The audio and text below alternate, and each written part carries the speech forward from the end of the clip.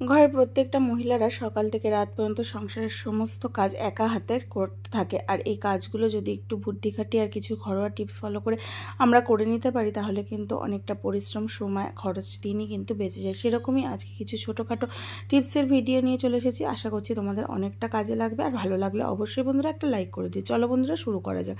বন্ধুরা, আমাদের অনেক সময় কি হয়, আমরা যে এই যে ছোট ছোট যে ব্যাগগুলো ইউজ করি সেগুলোর মধ্যে অনেক সময় কি হয়, এরকম পেনের দাগ কিন্তু লেগে যায়। পেনের দাগ বা অনেক সময় আমরা তো মেয়েরা অনেক সময় অনেক কসমেটিক্স জিনিস ইউজ করি, অনেক নেল পালিশও এরকম দাগও লেগে যেতে পারে। তো যদি এরকম লেগে যায় সেক্ষেত্রে কিন্তু আমরা মানে তুলতে গেলে দেখা যায় এখানে দাগটা কিন্তু থেকে যায়। আর যদি খালি হাতে আমরা এটাকে তুলতে যাই সেক্ষেত্রে কিন্তু ওঠে না, আর সেটা দেখলেও কিন্তু প্রচণ্ড বাজে লাগে। আর দীর্ঘদিন ধরে যদি এটা ফেলে রাখি সেটা কিন্তু একটা কালো কালো দাগ হয়ে যায়। তো বন্ধুরা, আমাদের প্রত্যেকের ঘরে কিন্তু এরকম স্প্রে থাকে, বডি স্প্রে। আর বডি স্প্রে কিন্তু আমরা প্রত্যেকটা মেয়েরাই কিন্তু ব্যাগে ক্যারি করে থাকি। তো একটু যদি এরকম দাগ লেগে যায় ব্যাগে কোনোভাবে, তাহলে কি করবে, এরকম বডি স্প্রে নিয়ে কি যেই জায়গাটা পেনের কালি বা নেল পালিশ বা যে কোনো কালি লেগেছে না কেন সেখানে একটু স্প্রে করে দিয়ে তারপরে একটা ন্যাকড়া হোক বা আমাদের তো ওড়না পরি, সেরকম ওড়না বা যে কোনো কাপড় দিয়ে একটু ডলা দিলেই কিন্তু এই দাগটা দেখবে উঠে যাবে। কেননা যদি আমরা এটাকে রেখে দিই তাহলে সেক্ষেত্রে কিন্তু দাগটা একদম পার্মানেন্টলি থেকে যাবে, আর সেটা দেখতে একদমই ভালো লাগবে না। টিপসটা যদি ভালো লেগে থাকে অবশ্যই বন্ধুরা লাইক করে দিই। চলে যাচ্ছি বন্ধুরা পরবর্তী টিপসে। বন্ধুরা, আমরা প্রত্যেকটা মেয়েরাই কিন্তু রান্না করতে করতে কী করি, এরকম কিচেন স্ল্যাবের ওপর মোবাইল রেখে কিন্তু রান্না করতে ভিডিও দেখতে দেখতে রান্না করতে ভালোবাসি। আবার অনেক গৃহিণীরা আছে যারা নাকি এরকম ইউটিউব চ্যানেল দেখে বা ভিডিও দেখে রান্নাবান্না করে, কিন্তু মোবাইলটা তারা যদি এইভাবে দেওয়ালের মধ্যে স্ট্যান্ড করতে যায়, এখানে যদিও আমি পাপোশের ওপর দেখাচ্ছি কিন্তু পাপোশের ওপর না, যদি কিচেন স্ল্যাবের ওপর যদি এইভাবে স্ট্যান্ড করতে যায় সেক্ষেত্রে কিন্তু মোবাইলটা বারবার পড়ে যায়, আর পড়ে গেলে কিন্তু মোবাইলটা যে কোনো মুহূর্তে ভেঙে যাওয়ার সম্ভাবনা থাকে। তো কম বেশি আমাদের প্রত্যেকের ঘরে কিন্তু এরকম বেলুন থাকে, বা বেলুন যদি নাও থাকে, যদি রবারের কিছু থেকে থাকে, তাহলে সেই জিনিসটার উপরে যদি তোমরা মোবাইলটাকে এইভাবে স্ট্যান্ড করতে পারো, তাহলে দেখবে তোমাদের মোবাইলটা যতই নড়াচড়া রাখুক না কেন, সে যেভাবে যে পজিশনেই তোমরা মোবাইলটা রাখো না কেন, দেখবে তোমাদের মোবাইলটা কিন্তু আর একটু ধাক্কা লেগেও কিন্তু পড়ে যাচ্ছে না। টিপসটা অবশ্যই করে দেখবে, কাজে লাগলে অবশ্যই বন্ধুরা একটা লাইক করে দিও। চলে যাচ্ছি বন্ধুরা পরবর্তী টিপসে। বন্ধুরা, আমরা প্রত্যেকে রান্নাঘরে কিন্তু রান্নার কাজের জন্য এরকম কাঁচির ব্যবহার করেই থাকি, কিন্তু যাদের ঘরে বাচ্চা আছে বা দেখা যায় অনেক সময় এই কাঁচিগুলো আমরা ট্রাভেলিংয়ের কাজে কিন্তু এদিক ওদিকে নিয়ে যাই, কিন্তু কাঁচিটা যখনই আমরা নিয়ে যাব না কেন, ব্যাগে করে নিয়ে যাই বা কিচেনেই রাখি না কেন, বাচ্চারা তো হাত দেয়, আর যদি ব্যাগের মধ্যে থাকে সেক্ষেত্রে এরকম মুখটা, যেহেতু কাঁচি ধারালো জিনিস, আর মুখটা কিন্তু এরকম ফাঁকা হয়ে গিয়ে সেই ব্যাগটাও কেটে যায়, বা বাচ্চারাও কিন্তু এই কাঁচিটা নিয়ে নাড়াঘাটা করতে থাকে, সেক্ষেত্রে একটা দুর্ঘটনারও কিন্তু ঘটতে পারে। তো বন্ধুরা, আমাদের প্রত্যেকের ঘরে এরকম কেস পেনের খালি মুখ থেকেই যায়।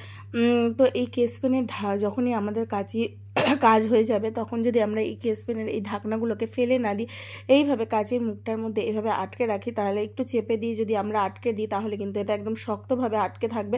আর যদি এই কাঁচিটা আমরা ব্যাগেও নিয়ে যাই সেক্ষেত্রে কিন্তু ব্যাগের মুখটা ব্যাগের মধ্যে কাঁচিটা খুলেও যাবে না, বা ঘরে থাকলেও বাচ্চারাও কিন্তু এই কাঁচিটাকে টেনে খুলতে পারবে না। টিপসটা ভালো লাগলে অবশ্যই বন্ধুরা লাইক করে দিও আর শেয়ার করে দিও। চলে যাচ্ছি বন্ধুরা পরবর্তী টিপসে। বন্ধুরা, আমরা প্রত্যেকে কিন্তু রান্না করার পর, বিশেষ করে রুটি করার পর, এরকম হটপটে কিন্তু রুটিটা রেখে থাকি, কিন্তু দেখা যায় হটপট তো আমরা রেগুলার ধুই না, সেক্ষেত্রে কি হয়, যতই আমরা রুটি রাখি এর মধ্যে কিন্তু একটা ভ্যাপসা গন্ধ থেকে যায়, আর যতই আমরা এটাকে মাজা ঘষা করি না কেন সেই ভ্যাপসা গন্ধটা কিন্তু দূর হতে চায় না। তো বন্ধুরা, কি করব সেক্ষেত্রে, দেখো আমরা কিছুদিন আগে আমাদের কিন্তু দীপাবলি গেছে, সেক্ষেত্রে আমাদের প্রত্যেকের ঘরে কম বেশি এরকম মাটির প্রদীপ কিন্তু থেকেই যায়।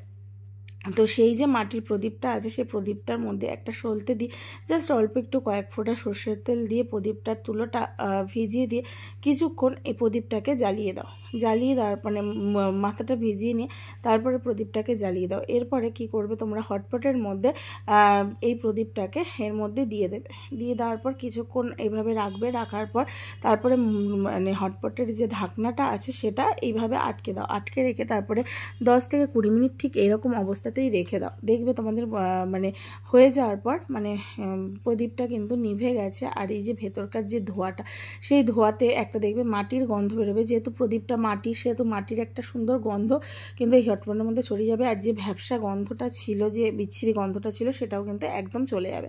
এরপর বন্ধুরা তোমরা ঘরে যে ভিম লিকুইড বা ভিম বার দিয়ে হটপটটাকে মেজে নাও, দেখবে একদম নিট অ্যান্ড ক্লিন আর একদম কোনো গন্ধ নেই, এরকম কিন্তু হয়ে গেছে। চলে যাচ্ছি বন্ধুরা পরবর্তী টিপসে। বন্ধুরা আমরা মানে নারকেল তো প্রত্যেকেই খেতে ভালোবাসি, কিন্তু দেখা যায় যখনই আমরা নারকেল কুড়াতে যাই সেক্ষেত্রে কি হয়, এই যে নারকেলের গায়ে যে এই যে ছোবাগুলো রয়েছে সেগুলো এই মানে নারকেলের মধ্যে কিন্তু পড়তে থাকে। মানে আমরা তো উপর দিক দিয়ে কুড়াতে থাকি, তো সেক্ষেত্রে হাতের সঙ্গে লেগেও এই নোংরাগুলো সেই খাবারের মধ্যে পড়তে থাকে, নারকেলের ওই কোড়ানোর মধ্যে পড়তে থাকে, আর সেটা দেখতে একদমই ভালো লাগে না। তো সেক্ষেত্রে বন্ধুরা যখনই আমরা সবসময় দেখবে বটি দিয়ে বা দা দিয়ে কিন্তু আমরা নারকেলটা এরকম করতে পারি না, পরিষ্কার করতে পারি না, কারণ সেক্ষেত্রে হাত কেটে যাওয়ার সম্ভাবনা থাকে আর অত সময় থাকে না। তো প্রথমে কি করবে, এই যে নারকেলটাকে একটু জল দিয়ে ভিজিয়ে নেবে, মানে খোসাটা ছাড়িয়ে নেওয়ার পর তারপরে একটা এরকম প্রত্যেকের ঘরে এইরকম কিন্তু শিশি থাকে, ওষুধের শিশি, আর এই ওষুধের শিশিগুলো দেখবে এই যে টিনের মতো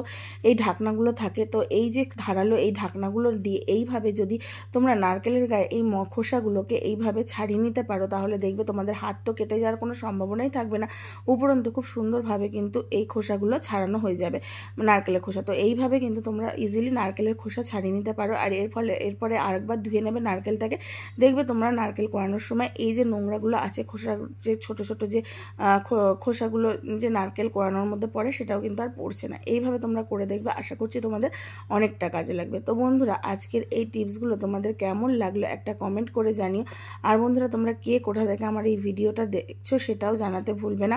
ভালো লাগলে অবশ্যই বন্ধুরা একটা লাইক করে দিও, আর একটু তোমরা শেয়ার করে দিও, নতুন বন্ধুরা চ্যানেলটাকে সাবস্ক্রাইব করে দিও, পাশে থেকে। চলো বন্ধুরা আজকের মতো টাটা।